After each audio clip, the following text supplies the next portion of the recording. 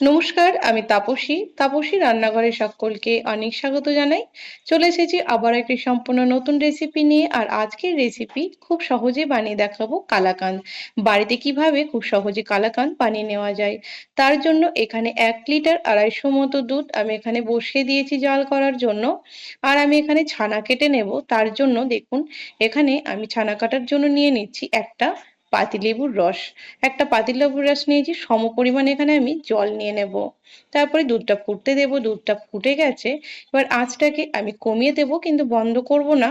এবার লেবুর রসে যে জলটা মিশিয়েছিলাম অল্প অল্প করে আমি এখানে দেব, আর খুন্তি দিয়ে নাড়তে থাকবো। নাড়তে নাড়তেই কিন্তু খুব সুন্দরভাবে ছানাটা কেটেও যাবে।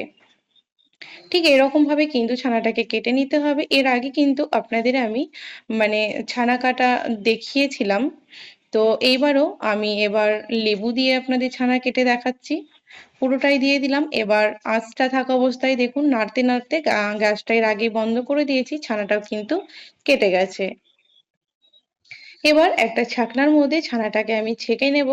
তো কড়াই থেকে এক্সট্রা যে জলটা রয়েছে সেটা প্রথমে ফেলে দেব।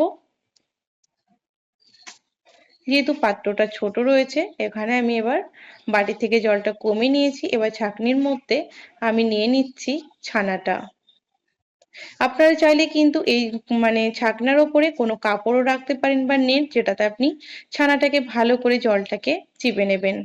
এবার অল্প একটু জল দিয়ে দিলাম। যেহেতু লেবু দিয়ে কাটিয়েছি ছানা, তাই কিন্তু খুব একটা এতে টক ভাব থাকবে না, তাই অল্প জলেই ছানাটা ধুয়ে নিতে হবে।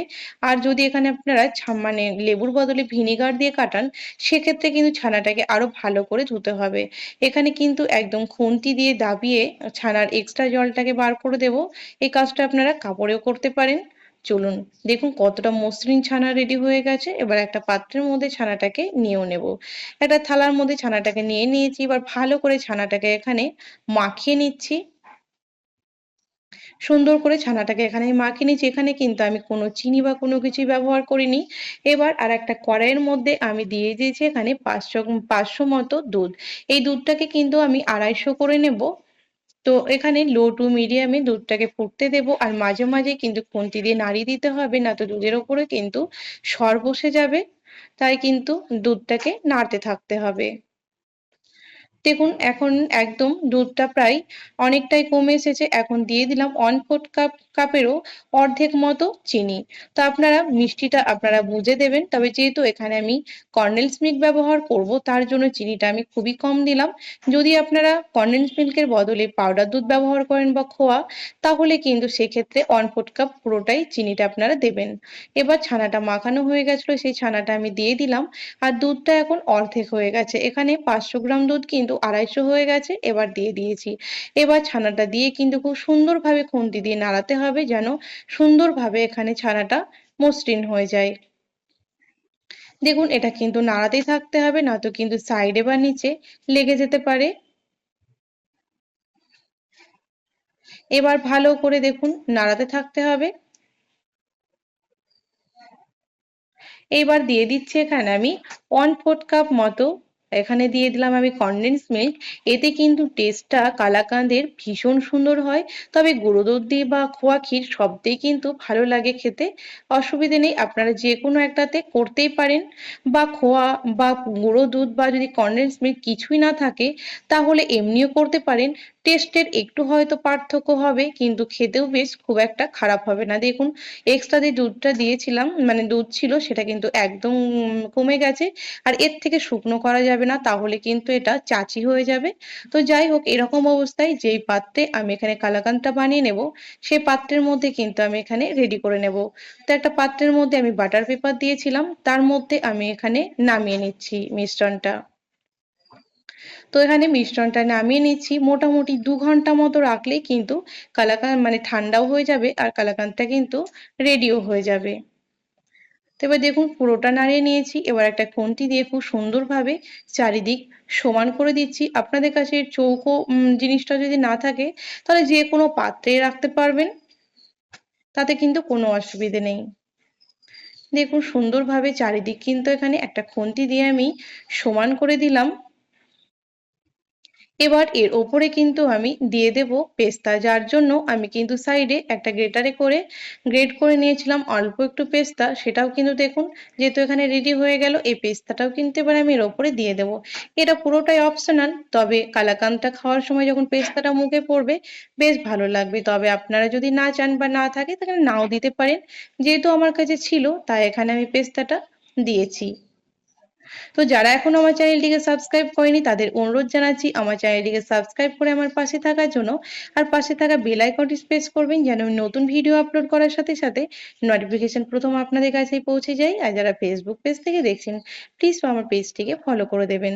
দেখুন একটুখানি দাবিয়ে দিলাম যেন খুব সুন্দরভাবে কালাকাঁদের সঙ্গে এখানে মানে পেস্তাটা লেগে যায়।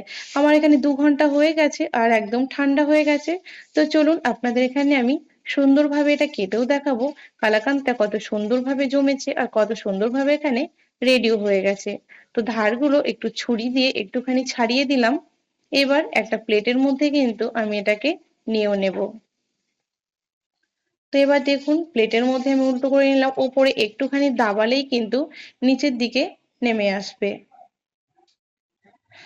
দেখুন এবার যে ওপরে বাটার পেপারটা রয়েছে সেইটা কিন্তু বাটার পেপারটা কিন্তু ওপর থেকে উঠিয়ে দেব। দেখে নিশ্চয়ই বুঝতে পারছেন কতটা সুন্দরভাবে এখানে কালাকাঁদটা রেডি হয়েছে।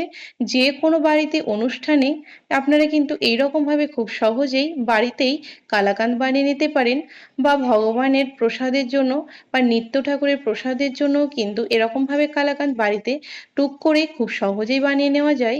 কালাকাঁদ বানানো কিন্তু ভীষণ সহজ একটা ব্যাপার, যে কেউ কিন্তু কালাকাঁদ বানিয়ে নিতে পারেন একবার দেখলেই।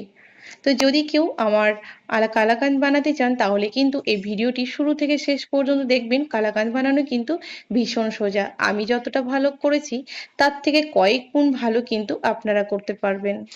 এবার একটা ছুরি দিয়ে আমি এখানে পিস পিস করে কেটে নিচ্ছি। আপনারা কিন্তু একটু ছোট বড় যে কোনো সাইজেই কিন্তু কালাকাঁদটাকে কেটে নিতে পারেন।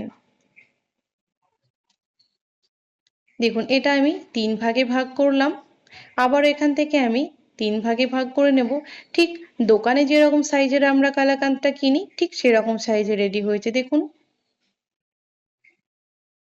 দেখুন এবার চলুন একটা প্লেটের মধ্যে আমি এটাকে নামিয়ে নেব। দেখুন কতটা সুন্দর লাগছে দেখতে, একেবারে দোকানের মতো হয়েছে কিনা আপনারাই বলবেন। টেস্ট কিন্তু ভীষণ সুন্দর হয়েছিল। তো চলুন একটা একটা করে কিন্তু একটা প্লেটের মধ্যে আমি উঠিয়েও নেব।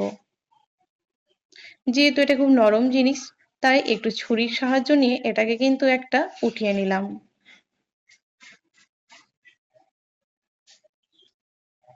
দেখুন কতটা সুন্দর লাগছে দেখতে।